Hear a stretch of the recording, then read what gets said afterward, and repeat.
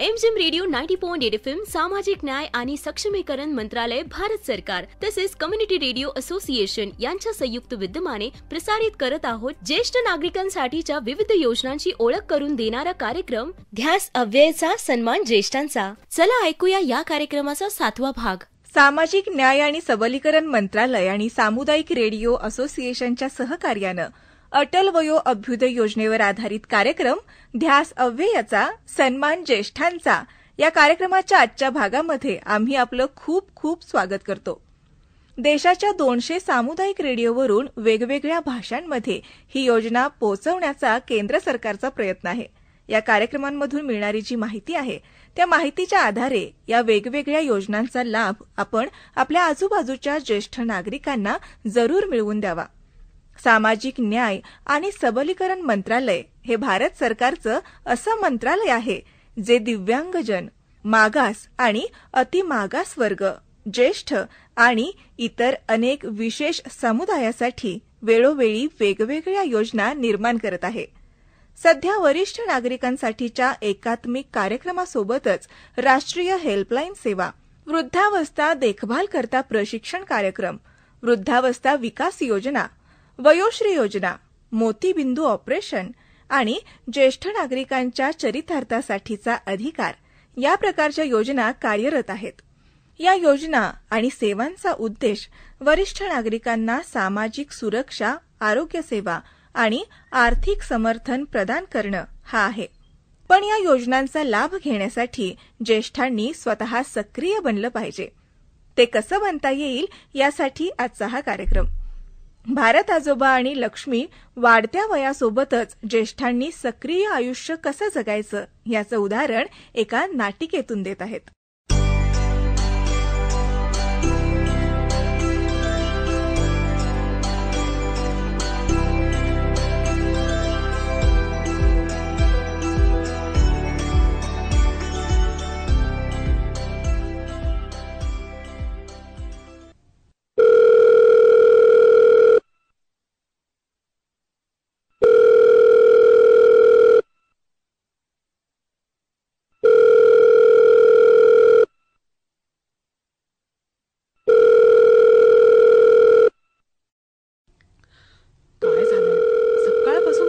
पण उचलत नाहीये. आजोबा, ए आई, ए मला वाटतं आजोबांना काहीतरी प्रॉब्लेम आहे. अगं सकाळपासून फोन लावतेय मी, रिंग जाते पण कोणी उचलतच नाहीये. उचलला. हॅलो हॅलो आजोबा. हॅलो. हा बोल बेटा, तू फोन केला होतास का? काय आजोबा, अहो सकाळपासून किती वेळा फोन केलाय मी. कुठे होतात तुम्ही? आणि ठीक आहात ना? काही प्रॉब्लेम नाहीये ना? तुमची तब्येत ठीक आहे? अहो बोला. अगं हो हो हो, तुझी राजधानी एक्सप्रेस थांबली तर मी माझी बैलगाडी चालवेन ना. तुम्ही मस्करी करताय. अहो मला किती काळजी वाटत होती. हे बघ, मी एकदम ठीक आहे, बिलकुल ठीक. हे बघ काय, मी कसं बघू? थांबा, व्हिडिओ कॉल करते तुम्हाला. अगं लक्ष्मी, माझ्याकडे एक युक्ती आहे. तू व्हिडिओ कॉल केल्याशिवाय सुद्धा मला बघू शकतेस. कोणती युक्ती? तुम्ही काही नवीन शोध वगैरे लावला की काय? ही युक्ती तर कितीतरी वर्ष जुनी आहे, पण आता लोक हिचा फारसा वापर करीत नाहीत. आजोबा, तुम्ही ना बदलणार नाही आहात. प्रत्येक गोष्टीत काय हो कोडं घातल्यासारखे बोलता. चल तर मग दोघं मिळून कोडं सोडवूया. आजोबा तुम्ही? वाव. कसं वाटलं सरप्राईज? अच्छा, म्हणून सकाळपासून फोन उचलत नव्हता तुम्ही. अरे मग काय तर, प्रत्येक वेळेस तू अचानक येऊन मला आश्चर्याचा धक्का देतेस. मी म्हटलं आज तुला आपण धक्का द्यावा. आणि तुमचे गुडघे दुखत होते, थोडा बीपी सुद्धा वाढला होता ना हो, त्याचं काय? अरे हाडा मासाचं शरीर आहे, काही ना काही आता होणारच. म्हणून काय मी माझ्या नातीला सरप्राईज देण्याचं सोडणार आहे का? सलाम, तुमच्या एनर्जीला ना सलाम आहे आजोबा. Thank you thank you. पण आरोग्याची सुद्धा काळजी घेतली पाहिजे. हा, अरे ती तर सरकार घेतंय ना. सरकार? ती कशी काय? जादूच्या नंबरनं. पुन्हा तेच, काय जादूचा नंबर वगैरे? तू विसरलीस का लक्ष्मी? अगं तूच तर तो नंबर सांगितला होतास ना. मी? 14567. ओ, हेल्पलाईन नंबर. मी काय करतो, याच्यावर एक फोन करतो बरं. आणि वरिष्ठ नागरिकांसाठीच्या स्वास्थ्य योजनांचा पूर्ण लाभ घेतो. Very good. आता कसं? अगं याच फोनमुळे मला राष्ट्रीय वरिष्ठ नागरिक स्वास्थ्य देखभाल कार्यक्रमाबद्दल माहिती मिळाली आहे. हो, गुड. मग मी माझ्या सगळ्या मित्रांना सुद्धा याच्याबद्दल सांगितलं.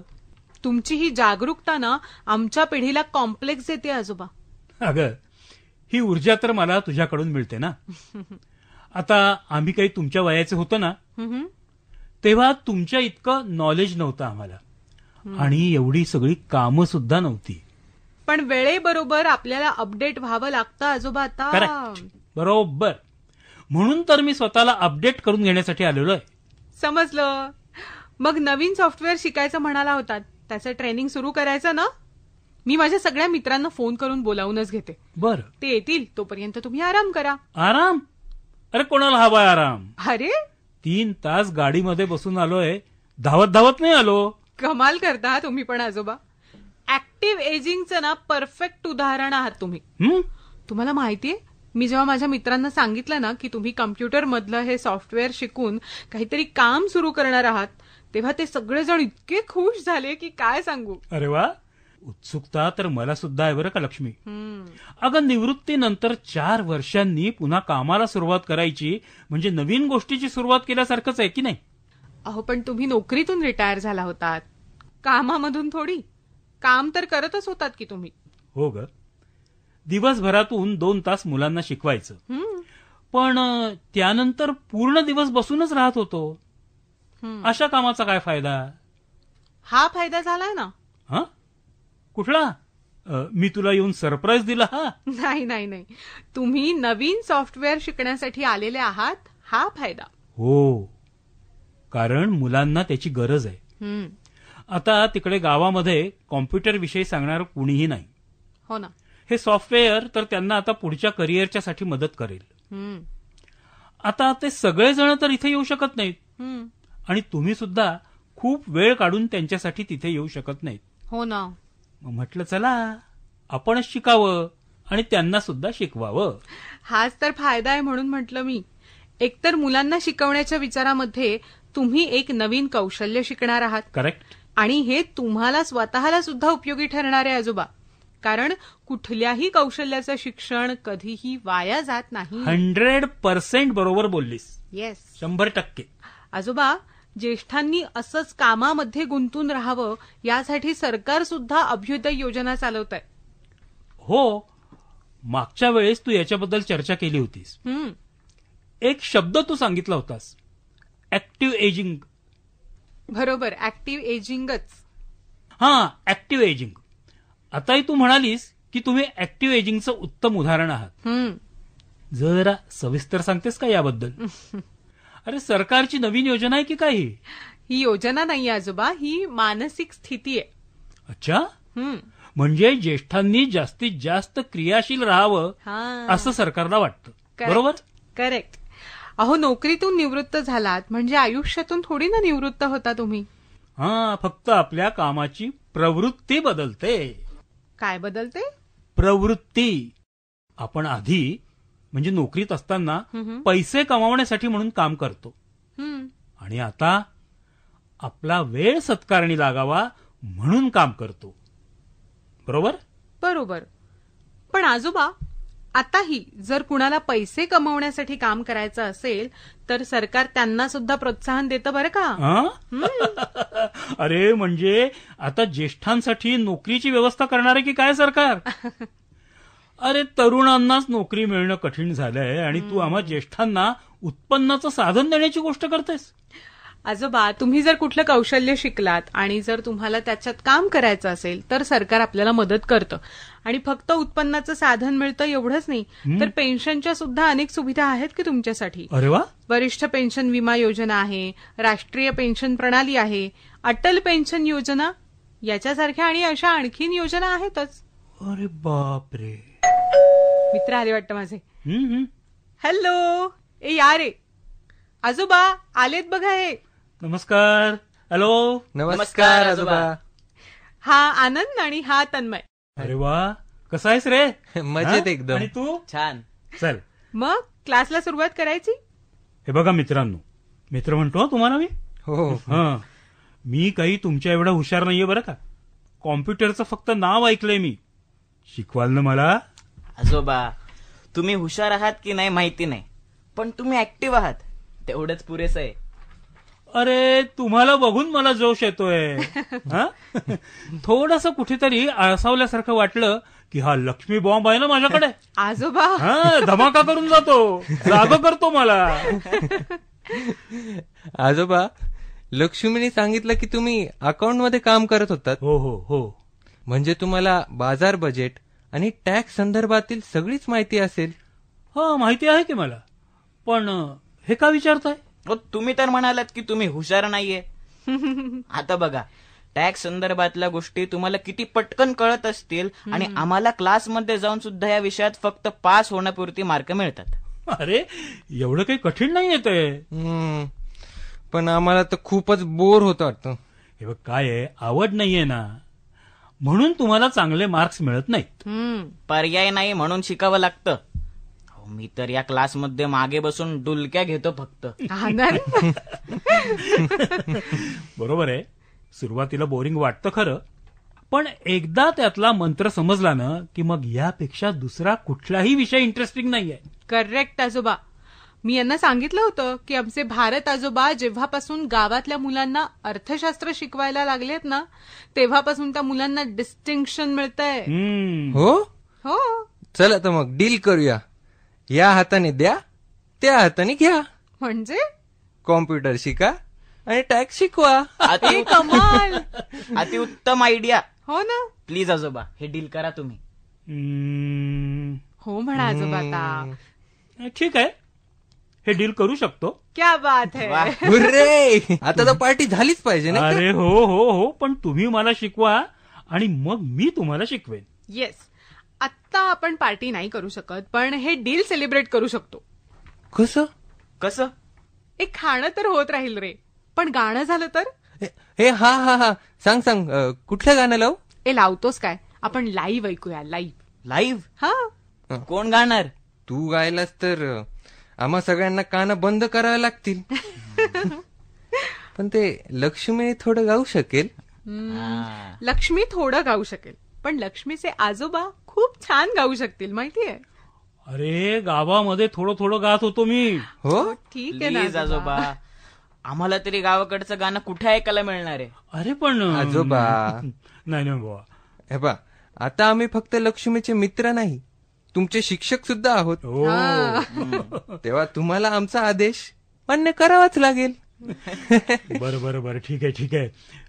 पण मी एकटा गाणार नाही. बर. हा, तुम्ही सगळ्यांनी मला सोबत करायची, म्हणजे आपण सगळे मिळून गाऊया. चालेल. येस. करू सुरुवात? हो. उठे सबके कदम तररम पम पम, वाह. कभी ऐसे गीत गाया करो, कभी खुशी कभी गम, तररम पम पम, हंसो और हंसाया करो. उठे सबके कदम तररम पम पम, कभी ऐसे गीत गाया करो, कभी खुशी कभी गम, तररम पम पम, हंसो और हंसाया करो. ला ला ला ला ला ला. मी आधीच म्हटलं होतं की आजोबा छान गातील, मी नाही. काहीतरीच तुमचं. वा वा वा, मजा आली. गाणं गात गात शिकवणारे शिक्षक मिळाले तर आणखी काय हवं? हो ना. गाणं गात नाही मी, पण मी तुम्हाला गोष्ट सांगू शकतो. मस्त. आजोबा, मग ऍक्टिव्ह एजिंग बद्दलच एखादी गोष्ट सांगा ना. येस, शुभस्य शीघ्रम. वा वा वा. माझ्याकडे ना माझ्या एका मैत्रिणीची रेकॉर्ड केलेली गोष्ट आहे. बरं.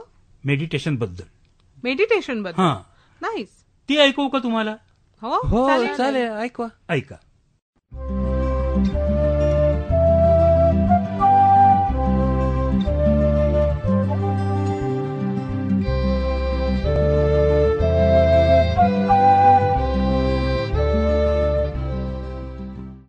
मेडिटेशन. त्याचं काय झालं, खूप दिवसांनी आम्ही मैत्रिणी भेटलो, गप्पा टप्पा झाल्या, एकमेकींची ख्याली खुशाली चौकशी झाली आणि त्यातून एक नवा विचार पुढे आला. आम्ही 10-12 जणींनी त्यात भाग घेण्याचं ठरवलं. ते म्हणजे मेडिटेशन. आजच्या या धावपळीच्या काळात प्रत्येक जणच कसलं ना कसलं टेन्शन घेऊन वावरत आहोत. प्रत्येकीला कसली ना कसली तरी काळजी होती. मी मेडिटेशनबद्दल बरंचसं ऐकलं होतं, त्यामुळे माझ्या मनाने उचल खाल्ली. आमची एक मैत्रीण विभावरी कुलकर्णी, ज्या मेडिटेशन हिलिंग मास्टर संगीतोपचारक आहेत, ती मेडिटेशनचे ऑनलाईन क्लासेस पण घेते. तिने या विषयात खूपच प्रावीण्य मिळवलंय आणि गेली 15 ते 20 वर्ष तिचा याचा अभ्यास आहे. अनेकांना मेडिटेशनचा खूप लाभ झालेला आहे आणि म्हणूनच मनःशांतीसाठी आपणही हा प्रयोग करून पाहावा असं मला सारखं वाटू लागलं. सोबत आणखी 10-12 मैत्रिणीही होत्याच. या सर्वांमध्ये 70 गाठलेली मी एकटीच. त्यामुळे मला हे कितपत जमेल याची मला जरा शंका होती. घरातली मंडळी काय म्हणतील हा प्रश्न नव्हता. मला कुणीच मेडिटेशन करू नको असं म्हटलं नसतं.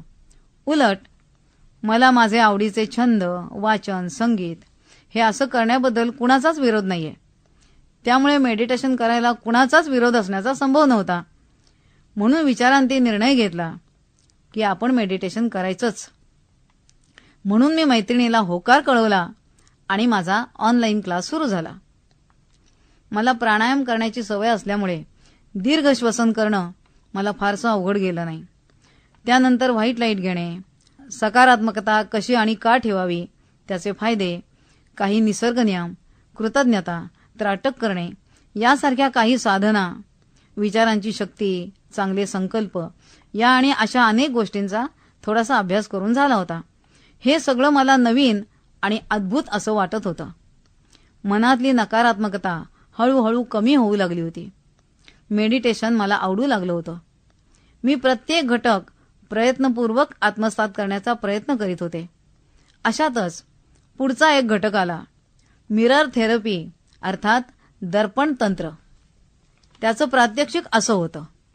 सकाळी लवकर उठून आरशासमोर उभं राहायचं, परमेश्वराला, निसर्गशक्तीला आवाहन करायचं, व्हाईट लाईट घ्यायचा, नंतर आपल्या डोळ्यात खोलवर पाहायचं आणि 3 दीर्घ श्वास घ्यायचे आणि स्वतःसाठी काही वाक्य म्हणायची. थोडक्यात स्वयंसूचना द्यायच्या. मिरर थेरपीला सुरुवात केल्यानंतर सलग 21 दिवस जे शिकवलं जाईल ते प्रात्यक्षिक रोज करायचं. दिवसा त्याचा सराव करायचा आणि आपले अनुभव नोंद करून ठेवायचे. जे प्रश्न त्यासाठी दिले असतील त्याची उत्तरं रात्री लिहायची. असा 3 आठवड्याचा हा मोठा घटक होता. यापूर्वीचा अभ्यास थोडा सोपा वाटला होता. त्यासाठी जरा तयारी करावी लागलीच, कारण सर्वच नवीन होतं. पण हे मेडिटेशन जरा वेगळं होतं. ठरल्याप्रमाणे पहिल्या दिवशीचा अभ्यासक्रम व्हॉट्सअपवर आला आणि मोठ्या आनंदाने आणि उत्साहाने मी या मेडिटेशनला सुरुवात केली. दुसऱ्या दिवशी सकाळीच आरशापुढे उभी राहिले. अगदी सकाळीच उठून स्वतःची छबी आरशात पाहिल्यावर मला खरं तर हसूच फुटलं. विस्कटलेले केस, तेही आता बऱ्यापैकी पांढरे पांढरे झालेले, घरातलीच वर खोचलेली साडी, गबाळा अवतार. उठल्या उठल्या असं दिसतो आपण. झोपेतनं नुकतंच उठल्यामुळे मिचमिचे दिसणारे डोळे, झोप अजूनही थोडीशी हवी आहे असंच जणू काही सांगत होते. असं माझं सुंदरसं ध्यान पाहून माझी तंद्रीच लागली. पण सूचनाच अशी होती की न आवरता तसंच आरशापुढे उभं राहायचं. 2-4 मिनिटांनी मी भानावर आले आणि म्हणायला सांगितलेली वाक्य म्हटली. तू मला खूप आवडतेस. मला तुझ्यावर प्रेम करायचं आहे. मी तुझ्यावर खरोखर प्रेम करायला शिकत आहे. या स्वयंसूचना स्वतःसाठी द्यायच्या. आपण जसे आहोत तसं स्वतःला स्वीकारायचं. आपल्या शरीरातील दोष, उणिवा या आपला आत्मविश्वास कुठेतरी कमी करतात. आपण आपल्याला कुठेतरी कमी लेखत असतो. आपण चांगले आहोत असं म्हणून आपण आपला स्वीकार करायचा, हे यातलं सूत्र आहे. मी आरशासमोरून दूर झाले. दिवसातून 3 वेळा मी हा सराव केला. थोडीशी गंमत, थोडीशी मजा असं काहीतरी वाटलं. पण सकाळची वेळ, तो आपला माझा अवतार हे आठवून मला राहून राहून हसू ये. मग मात्र ठरवलं, उद्यापासून अगदी मनापासून मेडिटेशन करायचं, मुळीच हसायचं नाही. दुसऱ्या दिवशी सकाळीच उठून आरशासमोर उभी राहिले. परमेश्वराला, निसर्गशक्तीला आवाहन केलं. दीर्घ श्वसन इत्यादी ह्या शिकवलेल्या कृती केल्या आणि मग ही वाक्य म्हटली. मला तू खूप आवडतेस. माझं तुझ्यावर खूप प्रेम आहे. तू चांगली आहेस. मला तुझ्यावर खरंखुरं प्रेम करायचंय. ही वाक्य मी बऱ्यापैकी मोठ्याने उच्चारली, मात्र खोलीत फटकन काहीतरी पडल्याचा आवाज झाला. माझा कॉलेजमध्ये जाणारा नातू खोलीत आला होता आणि त्याच्या हातातून फाईल खाली फरशीवर पडली होती. माझ्याकडे पाहिलं न पाहिलं असं करत त्याने फाईल उचलली आणि मुकाट्याने निघून गेला. मला गोंधळल्यासारखं झालं, कारण मी माझ्याच मूडमध्ये होते. दिवसातून 2-3 वेळा मी सराव केला. दुसऱ्या दिवशी पुन्हा सकाळी उठले, अवतारासहित तशीच आरशापुढे उभी राहिले, कारण सूचनाच तशी होती ना. न आवरता आरशापुढे जायचं होतं. आपण जसे आहोत तसंच स्वतःला स्वीकारायचं होतं. मी डोळ्यात खोलवर पाहिले.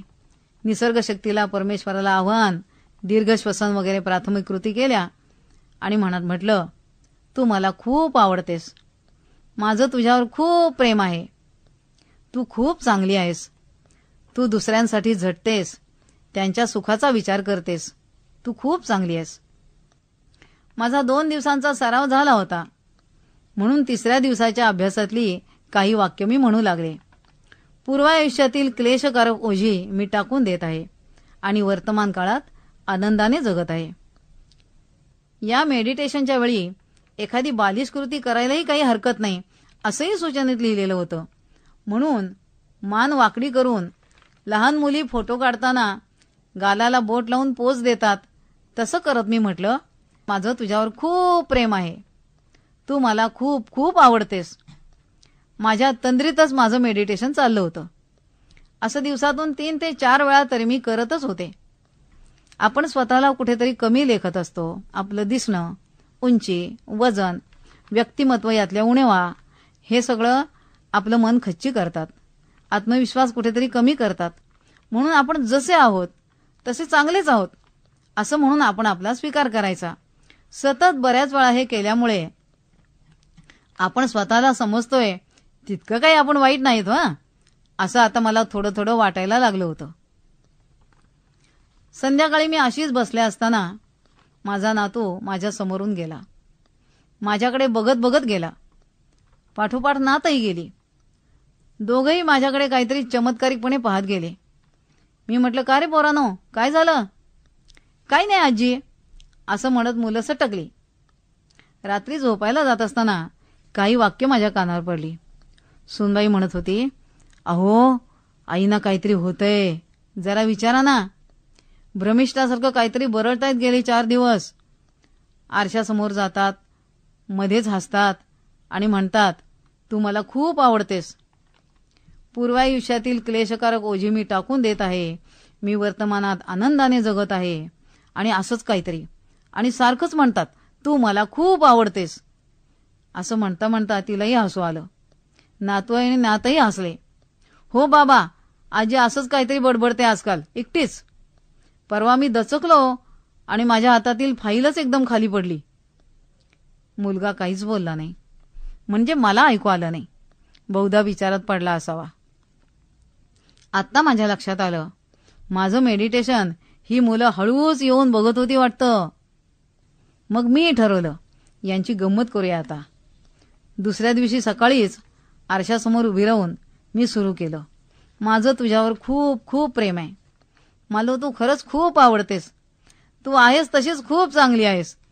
तू सर्वांसाठी चांगले विचार करतेस, सर्वांना मदत करतेस. तू खूप चांगली आहेस. तू कोणालाही आवडू शकशील अशी व्यक्ती आहेस. असं म्हणून मी डोळे मिटले, दीर्घ श्वसन केलं आणि मिनिटभर शांत बसून राहिले. आणि काय गंमत, मला झोपच आल्यासारखं वाटलं. मग थोडंसं आपलं पडावं या हेतूने मी आपल्या दिवाणाकडे वळणार, तेवढ्यात माझा मोठा मुलगा समोर आला आणि म्हणाला, आई तुला काय होतंय? मी तुला मागेच सांगितलंय की नाही, आता तू कसलाच विचार करायचा नाही, कसलंच टेन्शन घ्यायचं नाही, शांत राहायचं. तुझं डोकं बी काही दुखतंय का? चक्कर येते का? आपण डॉक्टरांना दाखवूया. मी डॉक्टरांची अपॉइंटमेंट घेऊन ठेवतो. मी म्हटलं, अरे मला काय झालंय, बरी आहे मी. मुलगा म्हणाला, नाही, तुला नक्कीच काहीतरी होतंय. कशावरून म्हणतोयस रे? मी वेळ घेऊन पेडगावला जात म्हटलं. त्यावर तो गडबडला. त्याला पटकन काही सांगायचं सुचेना, पण नंतर म्हणाला, अगं तसं काही नाही, पण आताशी तू स्वतःशीच काहीतरी बडबड करत असतेस म्हणे, हे काही फारसं बरं लक्षण नाही. आपण दवाखान्यात जाऊन येऊ. मला खूप हसू आलं, खूप हसू आलं. मी हसतच राहिले. हे बघा बाबा, आजी अशीच मधून मधून हसत असते, नातू पुढे येत म्हणाला. सगळेच टेन्शनमध्ये आलेत हे पाहून मी म्हटलं, बाळानो, अरे घाबरू नका, मला काही झालं नाही, मजेत आहे मी की नाही ऑनलाईन मेडिटेशनचा क्लास लावलाय माझ्या मैत्रिणीकडे. त्यातलीच ही एक आहे मिरर थेरपी, म्हणून हे माझे प्रयोग चाललेत, कळलं का? अगं पण हे कसले प्रयोग, माझं तुझ्यावर प्रेम आहे वगैरे वगैरे. मला हसूच आवरेना. मी म्हटलं, अरे हे आपण स्वतःसाठी म्हणायचंय, मी माझ्यासाठी म्हणते. हे आपण इतरांची तुलना करतो आणि नकळत आपल्याला कुठेतरी कमी लेखत राहतो. आपला आत्मविश्वास कमी होतो. आपणही कुणीतरी आहोत, आपणही काही करू शकतो, असा आपला आत्मविश्वास आपण वाढवायचा. ही आताशी सुरुवात आहे रे. अजून 20 दिवस आणखी वेगवेगळे संकल्प करायचे आहेत. चांगले संकल्प सिद्धीला जातात, असं आमच्या मॅडम म्हणतात. Vibhavari Kulkarni madam meditation healing master आहेत. त्या संगीताने सुद्धा उपचार करतात. त्या संगीतोपचारकही आहेत. असं होय, त्या कुलकर्णी मॅडम ना. हा. आई तू तर घाबरवलंसच आम्हाला. चला रे, काही झालं नाही आजीला, असं म्हटल्यावर निश्चिंत मनाने सगळे निघून गेले. मेडिटेशनमध्ये शिकलेला एक संकल्प मला पुन्हा आठवला. मी म्हटलं, माझी काळजी करणारी मुलं बाळं माझ्या अवतीभोवती आहेत. माझं घर पवित्र मंदिर आहे. माझ्या घरात सगळे सुखी, समाधानी, आनंदी आहेत. सगळे एकमेकांना समजून घेतात. सगळे एकमेकांची काळजी घेतात. सर्वांचे एकमेकांशी जिव्हाळ्याचे संबंध आहेत. प्रत्येक जण सुखी, समाधानी आहे. आम्ही सर्व एकमेकांसोबत आहोत. अशा सदस्यांसोबत मी राहत आहे. त्यासाठी देव, निसर्ग शक्ती, वैश्विक शक्ती यांचे मनःपूर्वक आभार. मेडिटेशनने मला हेच शिकवलं. चांगले संकल्प सतत करावेत. सर्वांचं शुभ चिंतावं. सकारात्मक विचारच करावेत. परमेश्वर ते सिद्धीला नेतो हे शाश्वत सत्य आहे. मना असत्य संकल्प जीवी धरावा, असं रामदास स्वामींनी उगाच म्हटलंय का?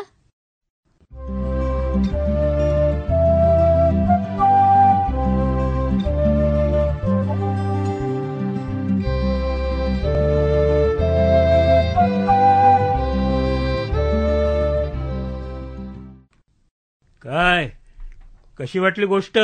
वाह, छान. कायम नवीन आणि वेगवेगळं शिकत राहणं यातच खरा आनंद आहे. क्या बात आहे. तात्पर्य आवडलं आनंद. अगदी. हो. मग ऍक्टिव्ह एजिंग म्हणजे काय, हाय काय आणि नाही काय? मग क्लासला उद्यापासून सुरुवात करायची? चालेल ना रे? नक्की चालेल. बिलकुल. लक्ष्मी, हम्म. अगं छान ओळख झाली बघ तुझ्या मित्रांची. आता यांना शिकवायला आणि तुमच्याकडून मला शिकवायला खूप मजा येणार आहे. तुम्ही खुश ना आजोबा? Yes. मग झालं तर. Very good.